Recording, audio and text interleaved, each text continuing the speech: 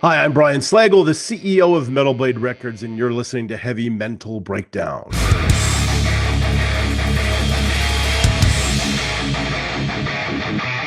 I'm gonna say it just one more time. We are recording, Brian. I just wanted to say it one more time. This is Brian Slagel from Metal Blade Records on Heavy Mental Breakdown. It just sounds so cool to say it. I just wanted to make sure that I said it as well. welcome All to the good. All welcome to good. the show, Brian. Thank you so much for coming on. I appreciate it. Yeah, thanks for having me. Yeah, of course, of course. So yeah, just to start it off, why don't you give our audience a little bit of a background and history of you and where you're from and what you do and kind of why you do it. Yeah. The why. Yeah, right. Yeah, I've been doing this for a long time. Basically just was a heavy metal music fan. Got really heavily into it in the new wave of British heavy metal, which was a scene that existed in the late 1970s, early 80s in England that begat such bands like Iron Maiden and Def Leppard and on and on and on. And started, I couldn't play an instrument, so I couldn't be in a band. So I just started, grew up and lived in Los Angeles and worked at a Mm, record store. I started the first ever heavy metal fanzine in the US and just doing all these different things. And there was a whole bunch of local LA heavy metal bands playing, and there's nobody could hear it. This is years before the internet or anything else, so nobody yeah. knew they existed. So I kind of got the idea to put a compilation album together. Yada yada yada. A band Yeah. called Metallica was on that, and then everything just kind of went from there. Yeah, I love the compilation aspect of this because I remember when I was growing up going to like Tower Records and always seeing that like compilation album as you were like walking out. So I found out about so many of my bands at that time. Going to That's like the idea. Streetlight Records, Tower Records, Rasputin Records, all the ones that were right next to me. And I found a lot of bands that I'm still listening to today on Awesome. those compilation albums. That's great. That's It's the whole idea. yeah, That's the it's whole idea. responsible for a lot. So I definitely, that is definitely one thing I wanted to mention is that I love how you created something kind of out of nothing because that's what you wanted. There was something that wasn't there that you were like, I see a way that I can benefit this. And then now here we are.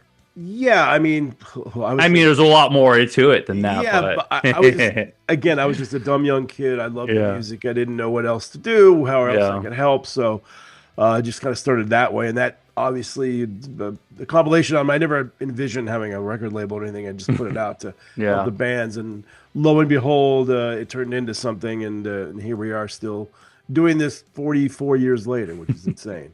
45 years coming up. That's a big Yeah, one. 2027. Yeah. That's gonna be a big one for you guys. I like that you were like these bands are so good, and not many people would know about them unless there was something like this. And that's kind of how I feel about a lot of the local bands out here in New York. I go to their shows, I interview them, and I'm like, how come these guys just aren't massive right now? I'm not Yeah. understanding this. I'll go to so many local shows, Brian, and just be like, this band's amazing. This band's amazing. Why aren't they? Why aren't they bigger? It's hard, Oh, I man. get It's it. hard. It's the music industry. So many different things have to happen for a Yeah. band to be successful. Like just being good is probably the easiest part, scarily enough. But you've got to have everything else involved in the business being there. But I always tell bands, just keep doing it. If you do it for the love of the music, which is what I think we all hope that we're all doing it for, Yeah. then just keep it up. It might take a while. There's always going to be pitfalls, and it's not going to be an easy path to success. That's for sure. Yeah. So this is a mental health music podcast. So this might be the questions that I'm about to ask you might be a little bit different than what you're kind of used to answering on a podcast. But before I go into asking you about some of your mental stuff, one of the reasons why I think this podcast is doing pretty well is that I'm very open about my struggles and what has happened to me. And about 4 years ago, I tried to end my life. And what got me through that was music. And more specifically, the lyrics in the music. Yep. I remember when I got back from the hospital, I was just like, what do I do? And I lay down and I put on Hyper Theory by Linkin Park. That was the first thing I listened to. And I cried during crawling and then I just put it on repeat again. But it was like that saved me. Yep. That music and the lyrics saved my life. Like, I'm not even kidding. And so I thought, I need to do something for this community who also feel this way, who feel like the lyrics are, the heart and the soul, and like that's why you listen to it, is for that meaning. Yeah. And so guests come on here, we read the lyrics to their songs, and I ask them what it's about, and we have this really open conversation. And I have bipolar, suicidal ideology, and depression, and so when people come on, I'm really able to connect with them on a human level, and especially about music. Yeah. And music is so powerful in so many ways. So I created this platform for people to come on and share their stories and try to find out more about who they are as an artist through the lyrics that they write. Yeah, that's awesome. And first of all, thank you for doing this. It's Yeah. stuff like this is very important, and thank you for being alive and continuing to be alive. Thank you. Yeah. That's important. Yeah. We want everybody to do that. I mean, look, I hear this all the time, and when you go into doing some of this, you don't really think about. You're just like, I love the music, and I want to help the bands, and what can you do? Yeah. But especially in this form of music, I mean, it's that way in everybody's life, obviously, but in our little metal and hard rock world, I've heard from countless people that have this similar story to you, that I was at the end of it. I didn't want to. I had nothing to live for. Yada yada, and just it's always the music. And music has got me through a lot of stuff. And you hear this, that story over and over and over again. How important it is, and how important it is, for people, because they enjoy it and they love it, and it gives you reason to live, because, oh my God, this is really great. Yeah. And other people feel the same way I do, and it's the the cliches of today, but it's like it's okay not to be okay, and you're not alone, and all of these things, which are very true. And it's sometimes, I mean, we went through a bad stretch last week, unfortunately, where we lost two band members in a day, which was I saw that. not I know what you're great. talking Yeah, about. Yeah. yeah, but I mean, you can only do so much. But I think stuff like this, and any sort of, anybody that's doing something that's helping with mental health is extremely important as far as I'm concerned. Thank you. I'm trying to make a difference here. I'm trying to a little bit. Oh, great, Yeah, man. so Great. thank you. So I guess my first question, talking about, going down this mental health journey of you, the pressure of starting a label. How did that feel for you? Like going from, oh, I don't really, I know I have this passion and I know what needs to be done, but now I got to go out and do it. Or were you kind of Well, just I like too did. young to really care? You're like, I'm just going to go do this and see what happens. That's 100% right.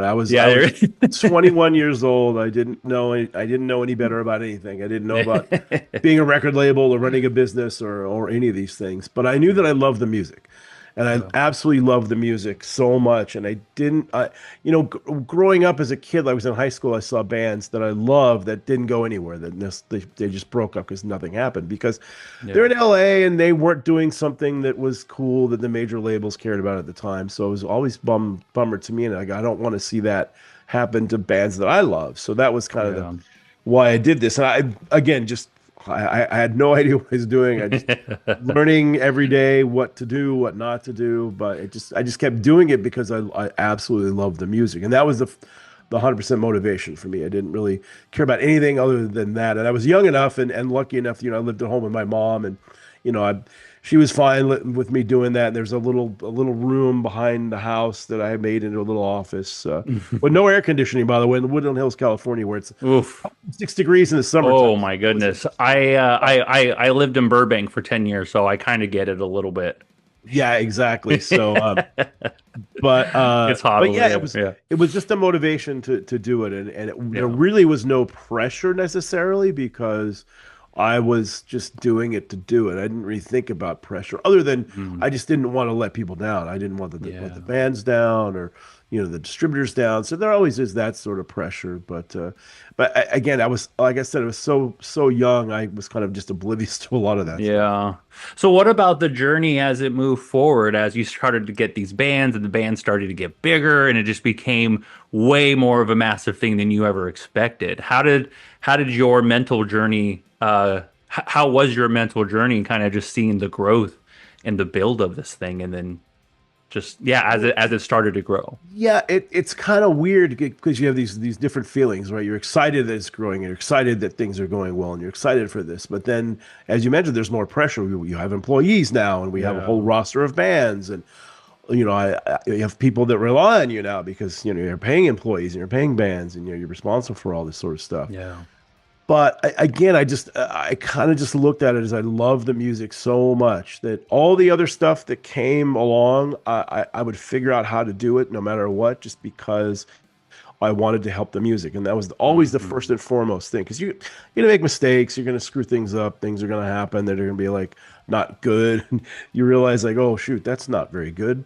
But Sure. again, you look at the big picture of music and the bands and everything else, and that kind of helps get you through a lot of that sort of stuff. And it was really weird because I was a really super shy kid growing up. And then all of a sudden, I'm in this metal world. I just felt a lot more confident. And if you would have Mm. told me 5 years ago that I'd be confident and I'd be like running a business and not freaking out about every little aspect of it, I think I would have Yeah. said you're crazy. But it was the passion and love for the music that really drove it. For people who are not kind of in the industry, who haven't been in a band, who aren't kind of behind the scenes, one thing that really comes with the pressure of running a label is the responsibility to the bands. How is your kind of relationship with the bands that you sign? Now I know like a lot of labels are really close, and some of them, it's kind of far and it's kind of hard to keep track of so many. But how do you do it? Like, how do you keep track of all your bands and make sure they're all doing good and they're happy? And what's that side of it look like for Yeah, you? I mean, I've got an incredible staff, and they really help a lot, especially to this point. I used to be a lot more hands-on and I was a control freak for a long time, and Sure, that's very your baby. hands-on, and yeah, had my fingers in everything. But it's sooner or later you learn like, okay, I need to like let some of that go, and there are other people that do a great job, and we've got this, Yeah. like I said, incredible staff. But I'm still involved as much as I can with the bands, especially the bigger bands that have been with us for a long time. Bands like Cannibal Corpse and Amon Amarth and Fates Hmm. Warning and Armored Saint. I mean, these are all really good friends of mine. We're Hmm. all really good friends. So in addition to them being on a label and being in business together, they're all really good friends of mine. So I always want to check in and hang out whenever we can and go to dinner and all that stuff. And Yeah. it's not. I mean, it seems daunting because there's so many of them, but Yeah. it's fun. It's like always good Exactly. when you see them. And again, they've got people around the management stuff, so it's not like they're just kind of waffling out there Yeah. Yeah, I stuff. mean But it's fun. pretty much every goal of every metal band, rock band is, they want to get signed to a major label. They want to be playing the festivals and doing this whole thing. Um Love your oh, shirt, by the okay. way. Oh, thank you. Yeah, Corey's awesome. Oh, yeah. Yeah. Well, he's actually the reason why this podcast exists. The song I Oh, was nice. telling you that got me through, that saved my life, was Corey Taylor. So Oh, I good. always, it's Snuff. Snuff is an amazing Yeah, song yeah, to me. And yeah. I went through a divorce, and that divorce almost led to my life, and then listened to Snuff, and now I'm here. Good, But Corey Taylor, good. this is from his from a show that he did in 2020. Yes, yeah. Yeah, and so I He's remember he's a during my great dude. roughest time, just like sitting on the couch during 2020, watching Corey do a show, solo show, and he had Alicia and all the girls come out and do their Oh thing. It yeah, was it was fun. It was fun. yeah. Good people. Um, yeah, yeah, yeah, yeah. When a band first starts, especially like really any band, metal or rock, the goal is to get signed to a record label. It's to do all the festivals, and that is like their goal and their dream. When you're able to provide that to somebody, how does that feel when you're able to bring somebody on and you're a part of this family and this community, kind of like something you've always dreamed of happening?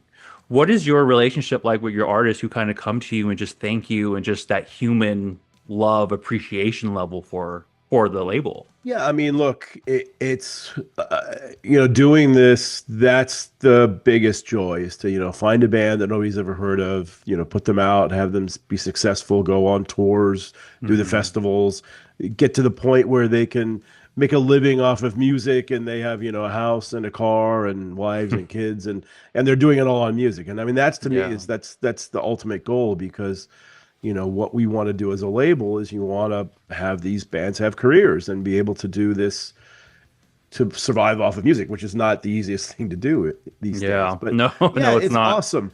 I mean, anytime, even bands that like, just for example, well, I'll give you two really quick examples. So I was really into Ghost in the early days. We put out their first record in North America, and I became like a big proponent of them, and spent all my time yelling on my friends, like, Charlie Benante and James Hetfield, and they were like, "Hey, this band's really great," and they go, "Oh, they are really great." So just crazy to see a band like that when they came from nowhere. I mean, Yeah. I went to fly to Linköping, Sweden, which is where they're from, to have dinner Oh, with them, wow. but nobody knew who they were. And then seeing them, do these headline shows in America, selling out arenas that I go to see hockey Yeah. games all the time at. It's crazy. And same with the Monomartha. I mean, Monomartha Cannibal Corpse, of all things, played the Honda Center or whatever. Yeah, the Honda Center in Anaheim, California, which Yeah. I've probably been to a zillion hockey games there, and a billion concerts. I've seen Iron Maiden there. I've seen everybody there. So seeing these two bands that we worked with since day one, basically selling out the arena, was just mind blowing for me. It's like Yeah. this is like full circle, right? So Yeah. yeah, it's always Yeah, that's great to see actually a that really stuff. good point. So flipping it, yeah, how does that feel for you? I know you kind of just said it, but yeah, now I didn't really think about it that way too. If like the bands are so appreciative, but also it must feel really rewarding for you as well. Amazing. Like when you're out in the crowd and you're like you said at the Honda Center, level 300, and looking down and you just see all these people. Yeah, Ugh, it's wow, I can't even always imagine crazy with that. thinking about stuff like that. I mean, look, I Yeah, was friends with Lars before there was a band, and with Metallica, and that whole, seeing that whole thing yeah. that's even more mind-boggling. It's seeing where Now, but they came forgive me from. if I'm wrong, but Lars approached you, correct? Once you kind of Yeah, started so it going. yeah, we became friends. He had moved to Southern California from Denmark. His father's like the greatest Mm. Danish tennis player ever, and they moved to Southern California. And just randomly in a parking lot, my friend John ran into him, and we he had a Saxon T-shirt on, and nobody. And this is 1980 in LA. Nobody knew who they were. So the three of us just became friends because, and I hadn't really done anything at that point. I had put out the fanzine, and I started. I Hmm. wasn't even working at a record store at that point. So we just became friends because I don't think he ever, in his wildest dreams, thought he would move to California and find two other kids that were into the same music he was into. This scene is going on in England. So we just became friends, and then as time went on, I worked at the record store, and I eventually got the idea for the compilation album, and he had gone to Europe for the summer and hung out with Motorhead and Diamond Head, all these bands, and he came back like, I'm going to start a band, and so yeah, he just called me and said, if I put together a band, can I be on your record? And I go, of Yeah. course. And that was because I guess before that, him and James had jammed once or twice, but nothing was really going on. So the opportunity to be on a record back then was like, what? That doesn't happen. And so that's how Metallica Yeah. formed, basically, which is crazy. When you are kind of just getting through your day, um, and you kind of just need to decompress, what is on your playlist these days? That maybe not be Metal Blade Records. What are you Well, listening to? there's a couple things. I mean, my number one form of therapy is hockey. I'm a Hockey. Okay. massive ice hockey fan. So Cool. Me at the too. at the end of the day, I will just, well, not even towards the end of the day, but I'll sit down and I'll watch hockey all night, or I'll go to games, and that's kind of it. Just you get out Cool. of the whole environment, it's stress free. You just focus on that. It's like, this is Yeah. very relaxing. So it's a fun sport. It's very violent, and there's a lot of similarities to the Yeah. music theme. And so Yeah. that's it. But I Yeah. listen to excuse me, I kind of go back. I mean, I grew up in the 70s, so I go back and listen to, the Thin Lizzy and Judas Priest, and, a lot of the 70s stuff. Or I'll just really get into like the playlist lately for me has been the last Volbeat record, which I love, the last Mm. Ghost record, which I love. One of my Yeah. favorite bands of all time is Coheed and Cambria, so I'm Oh, cool. constantly listening to them because they're just an amazing band, and all those bands I mentioned are really great people too. So that's always good. A lot of times at the end of the night, I'll just put on a record that I really love and just put headphones on and just Hmm. sit back and listen to the records, and it's Yeah. very very It helps me therapeutic. sleep. Yeah. Yeah. That's actually a fun topic, hockey. I'm a big hockey fan myself. Good man. I'm a big Blackhawks fan. Oh, okay. You Yeah. got a few years, but they'll be good. They're getting there. Since you brought up the Honda Center, whenever I think of the Honda Center, I always think of like the Stanley Cup Finals when it was the Ducks and Blackhawks Game 7, Round 3, and the Blackhawks advanced to the Stanley Cup Finals to win the Stanley Cup, and I was there. One of the greatest sports times of my life. But I love hockey. I used to play. I was a goalie growing Oh, up. nice. I have really good reflexes, so people told me to, hey, you should try to be a Be the goalie. I was goalie. like, all right, yeah. Well, you're smart too, and goalies have to be smart. I know that because I have a lot of friends who are goalies. So, Do you play hockey? not really. When I was growing up, we just didn't have money, so I played baseball. I played baseball from like 5 to 18, and I played every other sport. Played pickup hockey in the streets, and I played like a loose rendition of hockey for a few years, but nothing real competitive necessarily. Just didn't have the time because there's a lot of time and money involved, and then yeah, it just never happened. But I love watching it. There should be. I just thought of this idea, and you should totally do it. Metal blade, and there's the blade on the hot on the skate. You should do some kind of like metal blade hockey tournament or Oh, something. That would be sick. we've done almost everything in hockey. We've done Oh, collabs have with you? yeah, we've sponsored teams and we've done Oh, collabs with cool. like my buddies in this company called Violent Gentlemen. They're a Oh, I hockey. love them. Yeah, they're the I wear best. their gear all the time. Awesome. Yeah, I was just hanging out with those guys yesterday at the Oh, college cool. hockey tournament here. They're Cool. great dudes, and they're really heavily involved in the mental health world as well. In fact, they're They are. starting a whole other company they were talking about last night, which is really cool. So Check on your teammates. I think yes, that's what yes, their t-shirt says. yes. I have that one. Yeah. And we've sponsored everything. We haven't done a tournament per se, but we've done things similar to that. So yeah, it's anything hockey related. I'm in. Who's your team? I kind of grew up a Kings fan, basically, being from LA, and I had season tickets for the Kings starting in 1982. Oh, wow. But then I kind of graduated out of like I'm a West Coast guy, so I know people on the East Coast and everything have their team since they were born, and they're going to have that team forever. I'm like, I'm not quite that way. I just like teams that are fun to watch. So Yeah. whoever's fun to watch. I mean, I have Golden Knights tickets, although they're kind of a pain in the ass right now. And I also have Dallas Stars tickets too, which they're a lot of fun. But I just like to watch really good games, and it's just fun to watch the sport. And in certain ways, it's better not to have a crazy rooting thing because then you're all stressed out. Yeah. Yeah, I just I've want to see learned a good that. game. Yeah. I just want to go see some gentlemen fighting. Yes. Throw some helmets on the floor. Just get a little violent for the night. Yeah, some fun. So one thing that might not be talked too much about when it comes to bands and touring and running a company, running a label, and all the things you do is burnout. I feel that is a topic that comes up a lot on this podcast because a lot of us, especially today, are feeling like we need to constantly be putting out content. We need to be bands today they're being the band, they're being the promoter, they're being the booker, they're being the social media person. They're everything in one. The design people, the media people, and the pressure and the longevity of that. Smaller artists are really struggling with that these days of Yeah. how to keep up, and especially when you're seeing Spotify numbers and things, and like how do you stay motivated when there's just so much burnout and you don't really quite see the path there, what a lot of smaller artists are dealing with right now. What kind of Yeah. advice from someone who's been doing this for almost 45 years now that you would give to, maybe a band that just started on, this longevity and how to kind of just, get through it? I mean, there's three things. First of all, I apologize. My sinus has been going crazy this week, so I sound Oh, a you little, are good. I'm a little. I might have a little cough or something here. But so three things that I tell bands.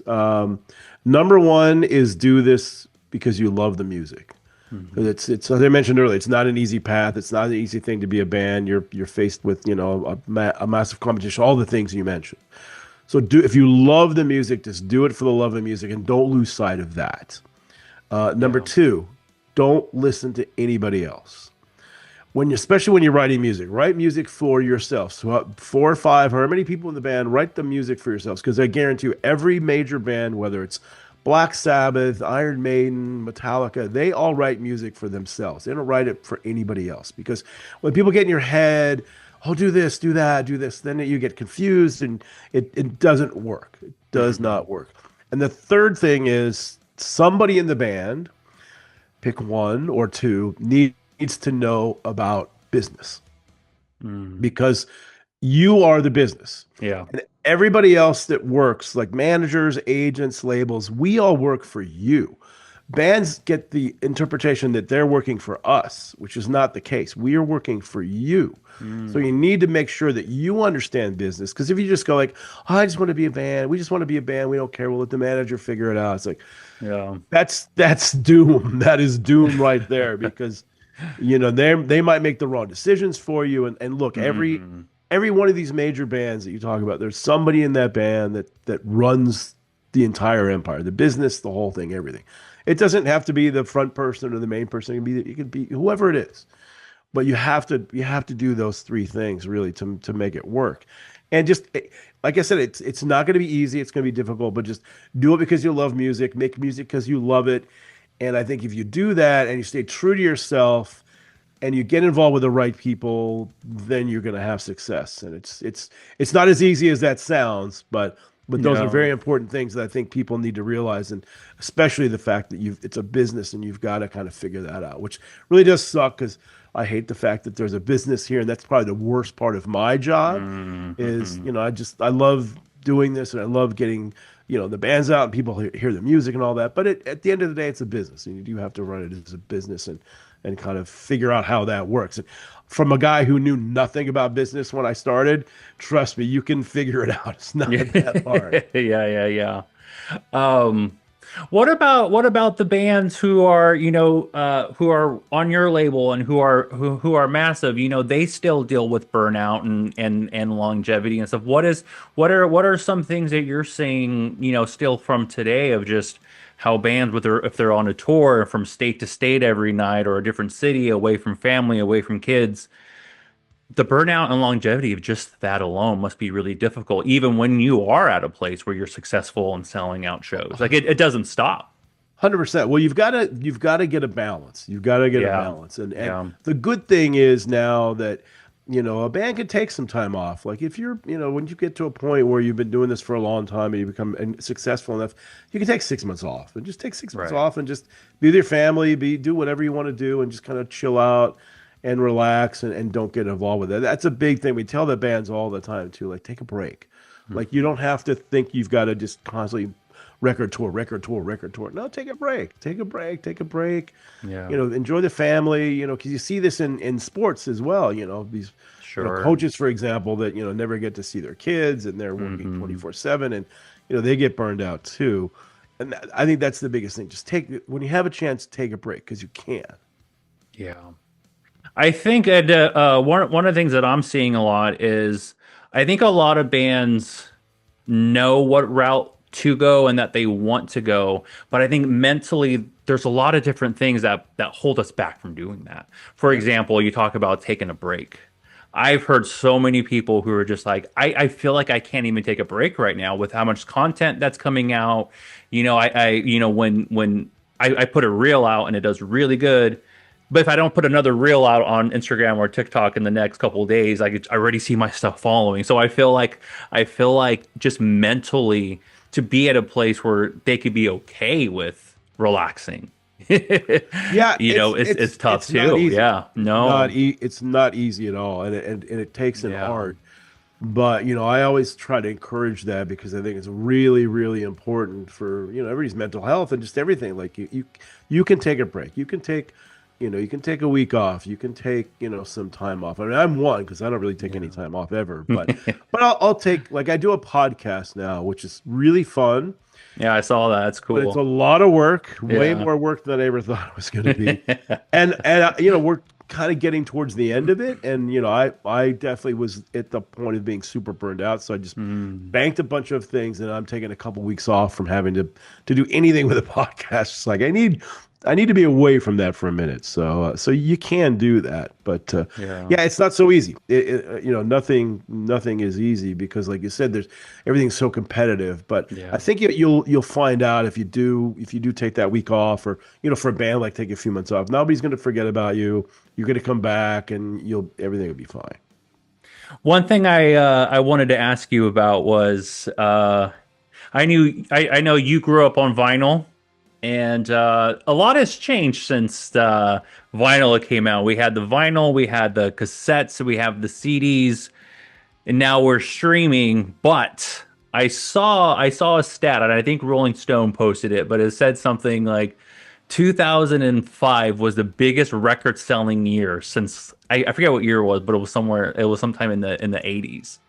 Vinyl's making a comeback right now. Yeah, it's the last few years. In fact, the last few years we've sold not as many units as they did in the 70s, but just the overall income is Yeah. the same as what was going on in the 70s, which is, of course, vinyl is a lot more expensive, so you can do that. Sure. But it is insane. I mean, coming from, I almost bankrupted the company at one point because in 1988, when everything went from vinyl to CDs, everybody's telling me you got to stop making vinyl. You got to stop making vinyl. It's ending. It's going away. And I'm like, no, it's not. I love vinyl. It's never going away. And I didn't listen to anybody. Then all of a sudden, one day, literally in 2 days, all the record stores in the United States said, "That's it. We're done with vinyl. We're shipping it all back. We're gonna have only Oof. CDs now."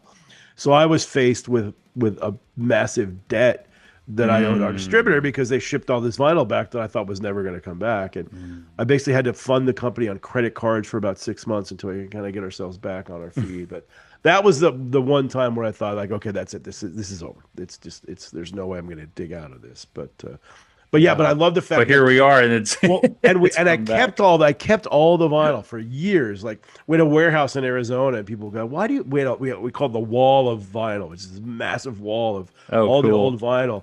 And they said, "Why do you have this?" I go, "I can't bear to destroy it. I just can't." Yeah. And little did I know, years later, of course, everything came back, and we ended up selling all of it. So it was Yeah. a good thing. But I love that it's back. I think I love talking to kids, or my kids of my from my friends and everything. They love it. They love listening to it. They love Yeah. how big it is. They love having a stereo system, and it's different. It's a lot of a generation or so ago grew up listening to music in earbuds. With streaming or Yeah. CDs or whatever in earbuds. And now you can like actually sit down and have put on a thing of vinyl and these big speakers, and it almost sounds like you're at the concert. So I Yeah. love that. I love that it's back and it's doing really well because I'm still a fan. And excuse me, Curse Rhino Records and everybody else for putting all these amazing box sets of all these things. I'm buying Yeah. I'm buying all that stuff. They're taking all my money. The Yeah, anniversary they're taking all records my now money. and everything. Yeah. But I'll buy it all. But it's great. I love it. I was on Amazon the other day looking for cassette players because it's been Yeah. a while. Like the podcast is starting to sponsor a lot of shows now, so I'll go out to different cities and but a lot of the artists are having cassettes on their stands Yeah. on their merch oh my god on their merch tables. And I have stacks of cassettes now, but I have nothing to listen to them on. So I was on Amazon for the first time ever, shopping for cassette players in a I long. well, kind of like what happened with vinyl. Well, all of a sudden, people are making record players again. Yeah, I'm yeah, yeah, starting to see that, like you're seeing boom boxes and stuff in Target or Best yeah, Buy or whatever. It's like, wait, really? So yeah. It's it's kind of wild to see it that I come wouldn't back, expect. man. Yeah, I wouldn't expect the sets to come back, but here they are. We do Yeah. limited versions of them too, and they usually sell out. So it's a Mm. crazy world. Yeah, one of the things that has always been with me, and one of the reasons why thinking about this podcast always excited me because when I was a kid buying cassettes and CDs, I never really bought vinyl when I was of 1990, so I was kind of like right in the middle, like late Yeah, vinyl, but like early CDs and cassettes, and so that was more my thing. But I would love opening it and playing it and opening the booklet and reading the lyrics along with it, just sitting on the floor, not even headphones on or anything, just like you said, the boombox right there, you put it in and just I would read along with the lyrics in my yeah. hand. Yeah, I love There's that. something about that. I agree. And Yeah, growing up in the 70s, we didn't have lyrics to a lot of these records. Like they rarely put the lyrics sure. in everything. Now, like the dream for me is when I travel, I usually read books, I read rock autobiographies. But if I'm not, I'm listening to a record on, Apple Music or Spotify, and reading along to the lyrics with the song. I love that. That's so much fun. And I'll go back to like old records that didn't have the lyrics, like AC/DC, for example. Like, oh, that's what he was saying. Yeah. Yeah, That for years you're singing the technology. wrong lyric. Yeah, 100%. I That love that that was that was with me technology. too. I love that. Yeah, Reading I'm the the wrong same way. thing. I'm the same way. I Um, always read along with the lyrics. I love it. yeah, I there were so many bands and albums I'd be like, it was a mission to learn the lyrics as fast as I could, just in case they came to concert, so I can sing along to the lyrics live at the show. That's awesome. I'm doing that right now. I'm seeing Slaughter to Prevail next week, and I'm like, I need to learn some Russian. I need to learn these lyrics so when I see them, I can be out there singing along. But I don't know what I'm saying right now. Well, make sure you Yeah. get there early enough to see Whitechapel right Oh, before they for go on. sure, for sure. They're doing That, a Slaughter's doing a pop up with some merch and stuff, and I'm like, okay, I all the money that I have, I need to bring to this thing because I don't yeah, know what's right. going to happen. I don't know what's going to happen next week, Brian. I just saw that show here in Vegas. It'll be fun. Oh, that's right. They were just in Yeah, Vegas. they were here like last week. I'm jealous that you've seen it. They had the big bear in the back, right? The big grizzly bear in the back. Yeah, it's although the only problem with the show in Vegas was that it was at Brooklyn Bowl, which is kind of a smaller venue, and the stage wasn't very big, so I don't think anybody had their full on show, but it was still a lot of fun. Oh, okay. So, kind of going back to mental health a little bit, with your experience with all these bands and throughout the years, what are some or one of the mental health challenges that you are seeing in this industry that maybe not might not be so much talked about, but something internally that you think there needs to be a little bit of a different mindset on, or a change in somewhere when it comes to mental health? Yeah, I mean it's a tough one. Yeah. It's and it's weird because we've learned and we've been very open about everything, and we always tell the bands if you need to talk anybody to talk to anything, this and that. Mm. And that's great. And we sponsor a whole lot of different charities and different organizations that help with mental health, especially for the musicians, and we do as much as we can. But it's getting, it's just so weird because I get excited because there's so many angles of it now where people aren't afraid to admit it and aren't afraid to Hmm. talk about it, and there's places people can go, which you didn't have years and Yeah. years ago. So I think we're getting there, but then. You have situations like we had last week where we lost two incredible human beings who were both very open about their mental health issues, and we're there to help other people all the time. And you just don't know. You just don't know about it. But we've all, we send people information. We talk to everybody as much as we can, just Hmm. as mentioned, violent gentlemen, check on your teammates, right? Just make sure everybody's okay, everybody's doing okay. Excuse me. But there's only so much you can do. But I try to remain optimistic about it because I love stories like you, and there's a lot of those stories. I mean, I hear that at least once a week I'll be at a concert or somebody come up to me, hey man, I just want to say thank you for everything, and a bunch of artists help me get through really difficult times, and that makes you feel great because that's a lot. You don't really think about doing that when you're putting out music, but then you hear those stories like, oh wow, that's really awesome, and that's Yeah. another reason why we do it. But yeah, it's a tough one. But I love the fact that we can talk about it. I love the fact that there's podcasts like this that you're doing where people can talk about it and listen to it and realize that everybody's dealing with something and everybody's the same, Yeah. and there are other people doing that. So all of that really helps. And I think it's just hopefully just a matter of just more information out there, more people understanding it, getting to that point. It's tough. It's so far behind. It's like, okay, you hurt your knee, you go to the doctor and you fix your knee up, but with the brain, nobody really still knows like what goes on and what's happening, and it's a work in progress, I guess. Yeah. But I remain optimistic about it, even though it's times when it's hard to be optimistic, and Yeah. it's just a Yeah. bummer because people don't. Yeah, I mean, it is what it is. it's a weird place to be in too, like when you're going through mental struggles and you're like touring or playing music, because when I'm interviewing bands, a lot of the things that they say is, when I'm struggling, when I'm going through something, I'll grab my guitar, Mhm. and kind of just bump up the amp as loud as I could, or a drummer, let's hit the drum sets, and then when you're done, you just feel so good. But it's an interesting kind of balance of, okay, how do you manage your mentals when you're doing what you usually do to get that out, but you're still going through it. So it's like you're Yeah, getting it out on stage and it feels so good, and this is what I do for my stress relief, but now I got to get on a bus and get and yeah. go do it again, and I'm missing my family. So it's kind of a weird thing. I Yeah. think yeah, like for example, one of the guys who I love to death because he's one of the best people ever, but he's very open about all this is Jesse Leach, the lead singer from Killswitch Engage. Mhm. And a lot of the lyrics, especially on the last record, were all about this because he's spun Yeah. on Big spun on fan of stuff. him. Big Yeah. inspiration. The one Absolutely. thing the one thing that I can say that just because I know a lot about a lot of people who have gone down that path is you need to be surrounded by really good people. And sometimes Yeah. that doesn't happen. And I think a lot of times when you look back at like, okay, why did that happen to that person? It's because they weren't around the right people. One of the worst experiences of my life was losing my friend Trevor from the Black Dahlia murder. Like one of the nicest, sweetest people ever. Great guy, always surrounded by really good people.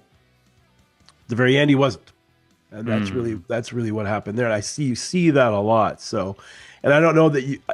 Again, it's hard to differentiate that sort of thing, right? Like, well, are they good people or not good people? But I Hmm. think if you're surrounded by good people, that's a huge help. And I think if you see somebody that's not surrounded by good people, say something. See something, say something, right? Yeah. It's interesting though, because in this industry, you can get a lot of people who are seemingly, on your side and want to do something for you, but ultimately they just might want something. So especially in an industry like this, you got to be super careful. But when you find those real ones, you just got to ride with them. Yeah, right. A million percent, a million Yeah, percent, yeah. And I think your friends who see that have to speak up too if they say, hey, something's not in the right place because right. it's the one thing that I notice a lot. But it's a complicated issue. Like I said, I'm just happy that we can talk about it. There are platforms to talk about it. Again, thank you for what you're doing because that's all this is important. And this, Yeah. trust me, you're saving a lot of people's lives just by having your show. Hmm. Wow, that means a lot.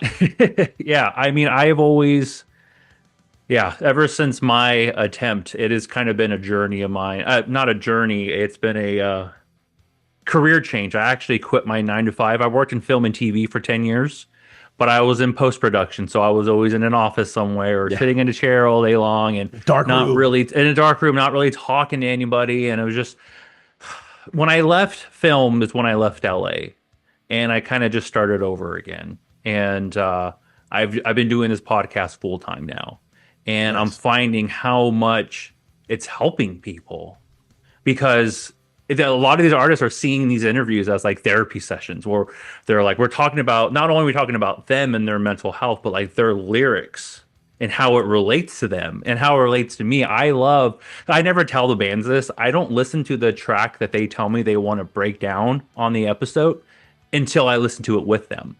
And they get like a live reaction, and I'm like, okay, on my first listen, this is what I think. This is where it takes me. Tell me about where you were and where it takes you. And so it's this really cool moment of just like That's being awesome. super real with everybody and like, wow, I didn't even really know that I didn't even realize I thought that. That was like a so just like it's been a lot of fun, but I've kind of dedicated my career to helping people and like mental health and music because That's I wouldn't awesome. be here if it wasn't for mental health and Yeah. music awareness and That's awesome. music. One thing I did do, and I would encourage anybody that has a business or running a business or in charge of people, read some psychology books because I did that Mm, really early on where I was like, I don't really understand why people are reacting to this and that. So I read a bunch of psychology books, and then I was like, oh, I kind of get it now. yeah, So a lot of times I feel that I'm like a bottom of the barrel a psychiatrist or something, therapist, yeah, where Because No, totally. sometimes I mean there are times where I'm talking to bands and kind of talk them off a ledge about something,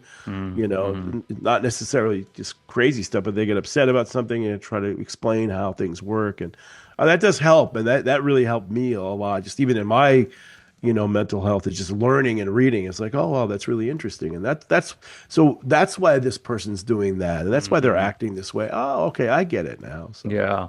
Yeah, I love that you brought that up because it comes up so often that I keep it right in front of me for every interview. There's a book that I have. Maybe you've read it. It's called What to Say When You Talk to Yourself. oh, nice. I haven't, but that's a good one, though. Oh, I'll make a note of that. oh my God. It has changed my brain tremendously because it's true. It's literally the things that you say to yourself. It's what gets you through it or what makes you fail. It's the things you say to yourself. Yep, And a lot of 100%. that is coming from like childhood traumas or, other, addictions or things like that. And if you can just uh, kind of rewire your brain into thinking, I don't need that, even though if you think you do, like, I don't need that drug, I don't need that alcohol. If you just say it enough, repetition in your brain, rewire it. This book is amazing. I always recommend it to people. Bands are like sending me screenshots of them holding it, like, hey, I got it. But I know I talk about it so much on here, and I feel the same way. Keep reading, keep Yeah, reading. that's important. That's really important. And Yeah. just because it does help, Oh especially like yeah. I said, if you're in charge of anybody or even just understand just anything, like that sort of stuff is so vital. Yeah. Yeah, it's good. It And really again, there's is. a ton of great resources out there too, which is cool. Yeah. So you talk about needing good people around you when you're in the business and you're trying to start something. When you first started, who were those people around you who kind of helped you kind of get through the things? There were a couple people. I had a couple of like kind of mentor guys. Our lawyer who started out the same way at the same time that we did, basically. Basically, Mm-hmm. he's been great. But there were a couple of guys. There was a local radio guy who was a big time radio guy, a DJ in LA and stuff, and he ran a bunch of stations. Named Mike Harrison, and he somehow met our lawyer some way, and he became a big time mentor for me because he'd been in the business for a long time and kind of saw like I could ask him a million questions about stuff and he'd explain everything to me and kind of try to walk me through stuff. So that was great. That was really helpful. Yeah. And there was another manager guy that was all huge, successful, managed a million different bands, including Linkin Park for a minute. Hmm. That also was very helpful when I was like, 22, 23 years old. And these were people that I could actually, who knew about the business and knew what was going on. And Yeah. they would let me just like ask them a million questions, spend an hour on the phone, just like, asking a bunch of dumb questions. And they'd be like, okay. Arthur Spivak, by the way, was Mm. the other guy's name. You can Google them both and see their rep there.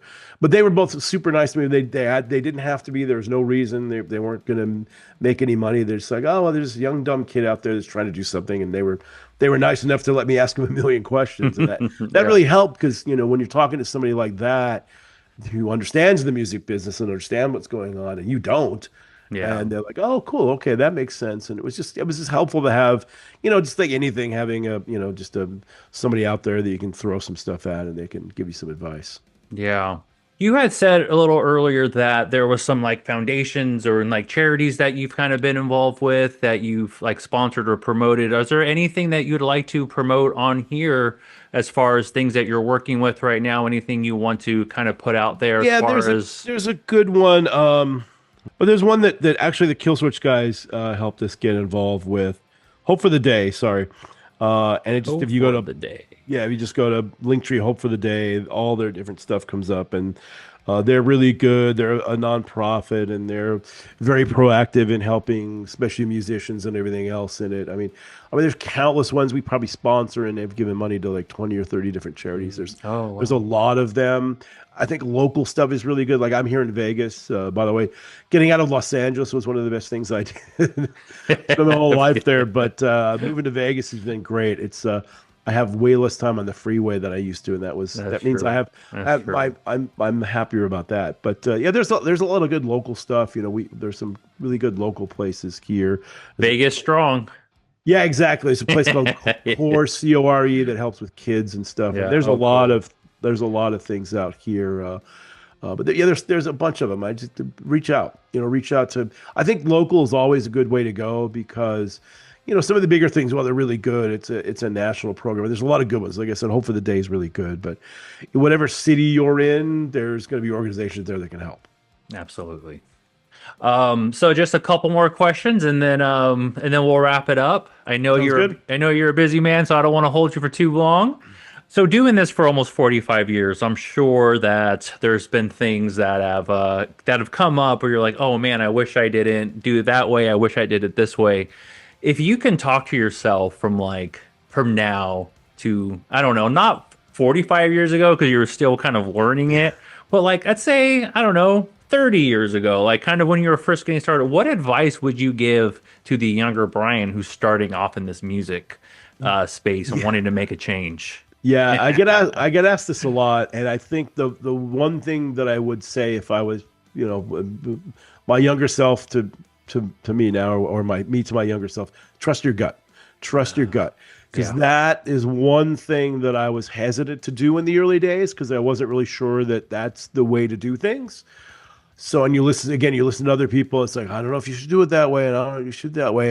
And anytime I went against what I felt in my gut was the right thing to do, it didn't work out. And what I did, what I trusted myself, it did work out. So I would said just trust, because that would have eliminated a lot of angst and all sorts of other stuff if you just kind of stuck to your gut. And I think that's kind of the way with anybody. If you feel a certain way, just trust it, because normally you're going to be right.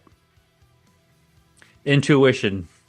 Exactly. Yeah. That would have been a lot. I said it would have made my life a lot easier if I just went by that the whole time. No, I know. And that's something I've been kind of dealing with a lot because I'm always like, not always, but there's been a few things where I'm just like, man, I knew I shouldn't have done that. I knew I shouldn't have done this. But whenever I trust my gut, it's not always the safest route, but it's what my gut's telling me to go. So I think that's what a lot of us do. It's like, oh, but that's the scary route, and I have to go through all these struggles. I can go this way, and it'd be a lot easier. Risk. You got to risk. Take Yeah, risks. absolutely. Take risks. I mean, I can't tell you how many people in business that are successful or whatever, you talk to them, and almost always the number one thing is take risks. And people are afraid to take risks, and that's why most people are where they are. They're just afraid to, like, well, I can't do that because it's too. Take the risk.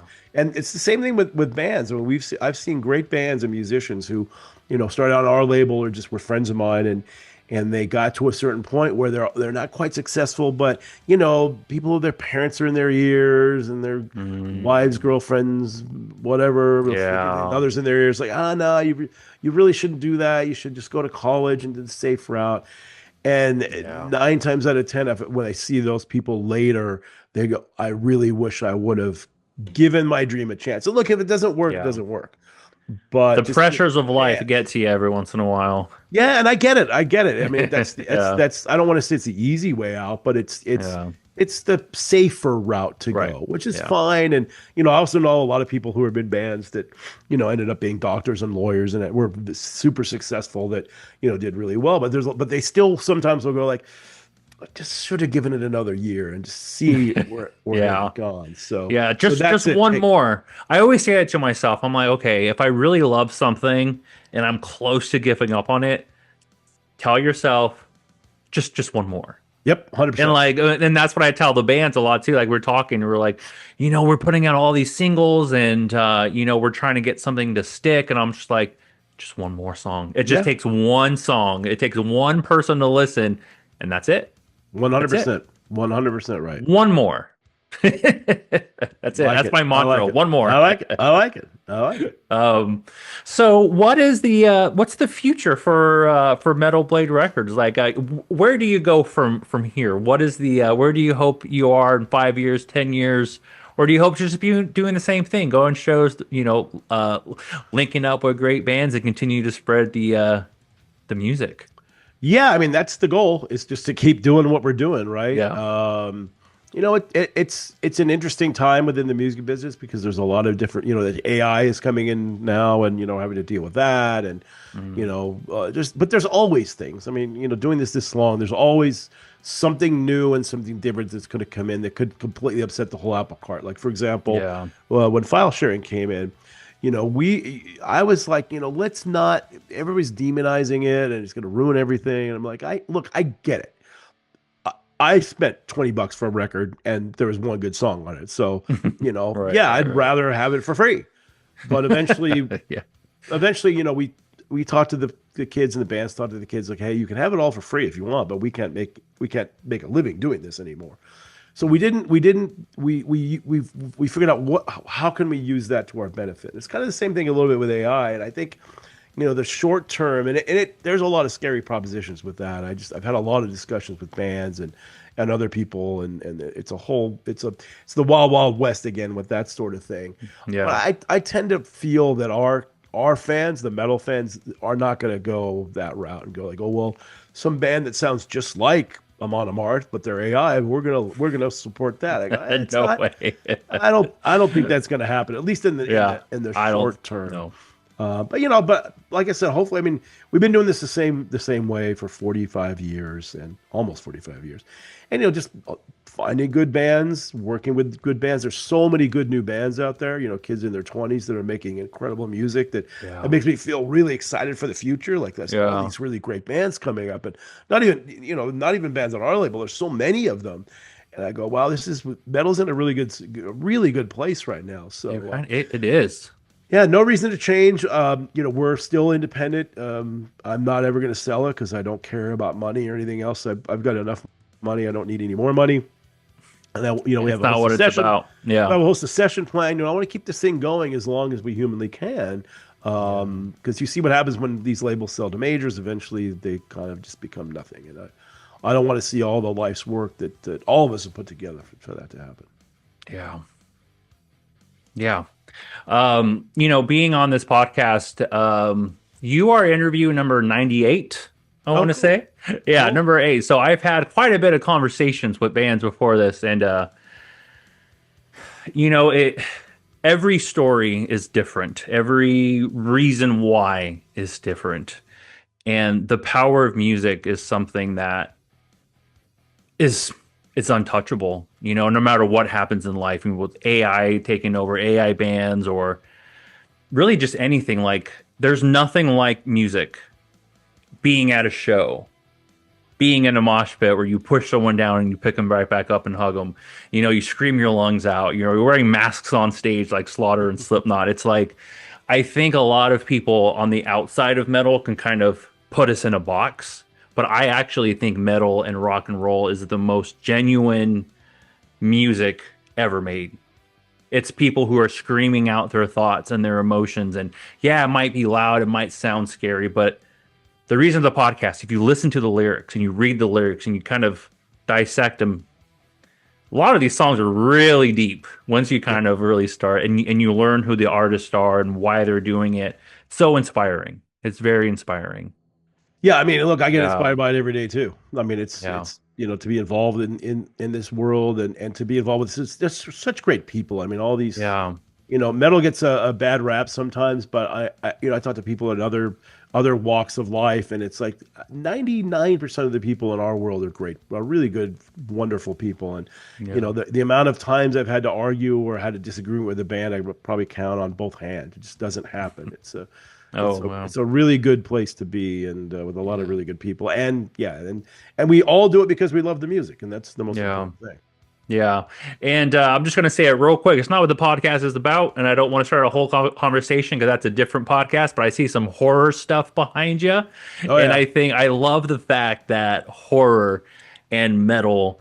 I think it's just kind of all intertwined together and we all get it. We all love it. We're watching the horror movies. We're watching the clown behind Terrifier. Yeah, we're all Terrifier, watching yes. Terrifier. And then, And the great thing about Terrifier is they're inspired by us. They're all metalheads, and they're inspired, and we're inspired by them. And oh, yeah, really? oh yeah, it's Oh, great. I love those cool. guys, and that's such a great story too. Just somebody that put together a movie out of nothing because they love that genre. And now it's one of the biggest Yeah. things ever. And they're all incredibly great people and all metalheads too. Yeah. So I'll see the same people at at a Monster Palooza in LA. The same people who are going to be at like the big metal show that summer too. Like we all just see each other everywhere. I love it. I Yep, love it. it's great. Yeah. Well, Brian, thank you so much. Like I can't even tell you how much I appreciate your time. Um, and people listen to you, man. People listen. So thank you for talking and being on this podcast and being so open and letting just other bands know, just like trust your gut, trust your intuition. If you love it, just keep going. Just keep going and hearing it from someone like you. I mean, it means a lot. It really does. Who's Well, been doing this thanks. for so long. Thanks. Well, look, have Yeah. it. I'm pleasure being on here, and I love what you do. I love your story, and keep Thank doing you. what you're doing because you're making a big difference, and that's great. I appreciate that very much, sir. You got it, my Um, friend.